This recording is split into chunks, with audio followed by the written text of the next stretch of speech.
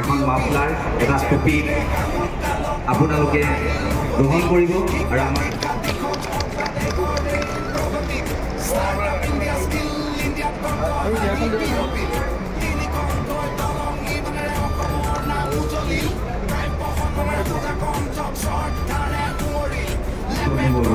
জয়জয়তে ভাৰতীয় জনতা পাৰ্টি ডিব্ৰুগড় জিলা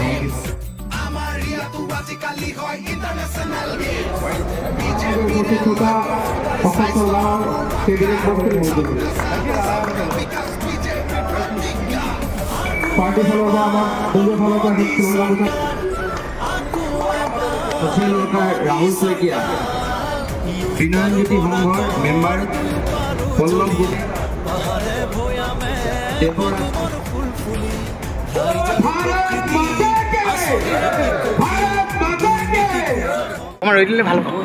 এই যোগদান স্পষ্ট কৰিছে এবাৰ মোদী চৰকাৰ হ'ব আৰু ভাৰতবৰ্ষৰ বিভিন্ন প্ৰান্তৰ লগতে অসমৰ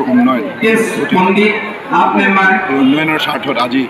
জনতাই ভাৰতীয় জনতা পাৰ্টীক আন্তৰিকতা আঁকোৱালি লৈছে আৰু এই এই ইতিবাচক সমগ্ৰ অসমৰ লগতে ডিব্ৰুগড় আমাৰ এই কাৰ্যালয়ত মটক জনগোষ্ঠীয় নেতাৰ উপৰিও বিভিন্ন সংগঠন বিভিন্ন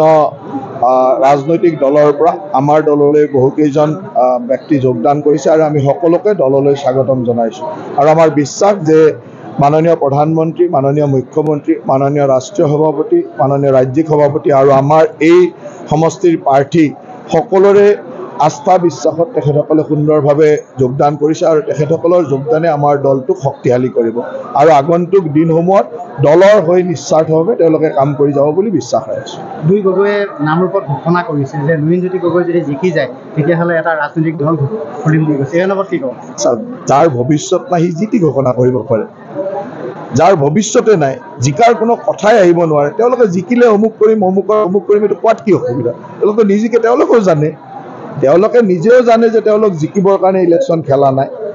গতিকে তেওঁলোকে সেইকাৰণে যি টি ক'ব পাৰে, তাত কোনো অসুবিধা নাই।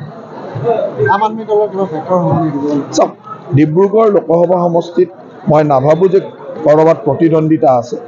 প্ৰতিদ্বন্দ্বিতা মানে কি, পিছফালেতো কোনোবা ছেকেণ্ড থাৰ্ড হ'ব, সেইটো আৰু থাকিব, কিন্তু আমাৰ ভোটৰ যিটো ব্যৱধান হ'ব, যি বিশাল ভোটৰ ব্যৱধানত আমি জিকিম, তাক প্ৰতিদ্বন্দ্বিতা বুলি নকয়, তাক নিশ্চিত বিজয় আৰু একচেটীয়া বিজয় বুলিয়ে ক'ব পাৰি। কংগ্ৰেছৰ প্ৰতীক চিহ্নটো জাহাজক বিক্ৰী কৰি দিলে বুলি ৰাইজে অভিযোগ কৰিছে, তেওঁৰ লগত কি? চাওক, এটা কথা ঠিক যে কোনে কাক বিক্ৰী কৰিছে মই নকওঁ সেই কথাটো, কিন্তু এইটো ঠিক যে কংগ্ৰেছৰ লগত থাকি জাতীয়তাবাদৰ কোনো মূল্য নাই। জাতিটোৰ জাতীয়তাবাদৰ ওপৰত যদি প্ৰচণ্ড আঘাত কৰিছিল সেইটো কংগ্ৰেছ দল। 855 জন শ্বহীদ কৰা কংগ্ৰেছ দলৰ লগত থাকি কোনোবাই জাতীয়তাবাদৰ কথা ক'ব, সেই জাতীয়তাবাদক কোনে স্বীকৃতি দিব? আৰু তেনেকুৱা ভুৱা জাতীয়তাবাদী অসমৰ ৰাইজে চিনি পায় আৰু সেইকাৰণে এইবাৰ নিৰ্বাচনৰ পিছত গম পাব যে এই ভুৱা জাতীয়তাবাদীৰ স্থিতি কি। আৰু তেওঁ ইতিমধ্যে আপোনালোকে জানে যে 2টা ইলেকশ্যন হাৰিছে, এইবাৰ 3 নম্বৰ ইলেকশ্যনটো হাৰি চেঞ্চুৰী কোবাব,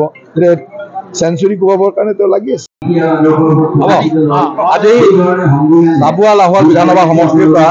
প্ৰায় 40 জন তেনেকুৱা আমাৰ যুৱ নেতা বা বিভিন্ন সংগঠনৰ লগত জড়িত হৈ আছে, বিভিন্ন ক্লাবৰ লগত জড়িত হৈ আছে, বিভিন্ন ৰাজনৈতিক দলৰ লগত জড়িত হৈ আছে।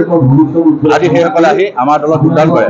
আজি লাহোৱালৰ পৰা এজন বিশিষ্ট ব্যক্তি, কংগ্ৰেছৰ তেখেত এজন ভাল আছিল, দয়ানন্দ চাহ, এজন তেখেতে স্কুল প্ৰতিষ্ঠাপক, তেওঁ আজি আমাৰ দলত যোগদান কৰিছে আৰু আমি উষ্ম আদৰণি জনাইছোঁ। এতিয়া ভাবিছোঁ যে এই ধৰণে যদি বিজেপিৰ গতিধাৰা যদি 19 তাৰিখলৈকে থাকে, যে আমি যিটো লক্ষ্য লৈ আগবাঢ়িছোঁ যে সেই লক্ষ্যত নিশ্চিতভাৱে বহু লাখ ভোটত আমি জয়ী হ'বলৈ সেইটো প্ৰায় নিশ্চিত হৈ পৰিছে। আৰু দেৱৰক্ষী চেতিয়া এটা সময়ত আপোনালোকে জানে এজন যথেষ্ট তেখেতে আন্দোলনমুখী হৈ কাম কৰিছিল, এতিয়া আন্দোলন কৰিবলগীয়া পৰিৱেশ নাই কাৰণে তেখেতেও আজি আহি আমাৰ দলত যোগদান কৰিছে। মটক অট'নমাছ কাউন্সিলৰ 3জনকৈ জেনেৰেল মেম্বাৰ ইতিমধ্যে আজি আমাৰ দলত যোগদান কৰিছে। সকলোকে মই উষ্ম আদৰণি জনাইছোঁ আৰু আম আদমী পাৰ্টিও ভালে সংখ্যক আজি কাৰ্যকৰ্তাই আমাৰ দলত যোগদান কৰিছে। মই আৰু শক্তিশালী গতিকে আমি আমাৰ দলটোক আগুৱাই লৈ যাবলৈ সক্ষম হ'ম, তেওঁলোকৰ একেলগে হৈ একত্ৰিত হৈ আৰু আমি ক্ষীপ্ৰ গতিত দলটোক আগুৱাই লৈ যাবলৈ সক্ষম হ'ম। এখন বৰ্তমান সন্মানীয় উচ্চতম ন্যায়ালয়ত বিচাৰাধীন প্ৰক্ৰিয়াত আছে, এই বিষয়ে মই একো নকওঁ। মোৰ এটা স্পষ্ট কথা, মই কা আন্দোলনৰ নেতা নহয়, মই মটক জনগোষ্ঠীটোৰ কাৰণে সুদীৰ্ঘ 19 বছৰ কাম কৰিছোঁ আৰু যিমান দিন পাৰোঁ মটক জনগোষ্ঠীৰ উত্তৰণ আৰু বিকাশৰ কাৰণে মই কাম কৰি যাবলৈ বদ্ধপৰিকৰ সদায় ৰাইজৰ লগত আছোঁ ৰাইজৰ লগত থাকিম আৰু নমৰালৈকে থাকিম মটক জনগোষ্ঠীৰ বহু টকা কেলেংকাৰীত জড়িত হৈছে বুলি আজি পুৱাৰ ভাগত বাতৰি শিৰোনাম দখল কৰিছে এই সন্দৰ্ভত কি ক'ব এটা লাই ডিটেক্টৰ বুলি মেচিন পোৱা যায় আপোনালোকে সাংবাদিকসকল থাকিব সেই যোনখন পেপাৰে নিউজটো লিখিছে তেওঁলোককো মাতিম আৰু ৰাজহুৱাকৈ লাই ডিটেক্টৰত টেষ্ট কৰিব কি হৈছিলে আচলতে কিমানজন মটক জনগোষ্ঠীৰ নেতাই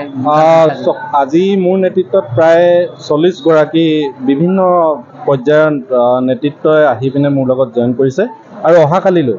বৰুৱাহোলা অঞ্চলত প্ৰায় 202 শতাধিক ৰাইজে মোৰ লগত যোগদান কৰিব অভিযোগৰ অন্তৰালত ইয়াত কিবা মানে ৰচনা কৰিছে নেকি যে গোটেই ৰাজনৈতিক ক্ৰিয়া খতম কৰিবৰ কাৰণে নহয় চব বিগত সময়ত অসমত কা আন্দোলন হৈছিলে কা আন্দোলনত কাৰোবাক মন্ত্ৰী কাৰোবাক MP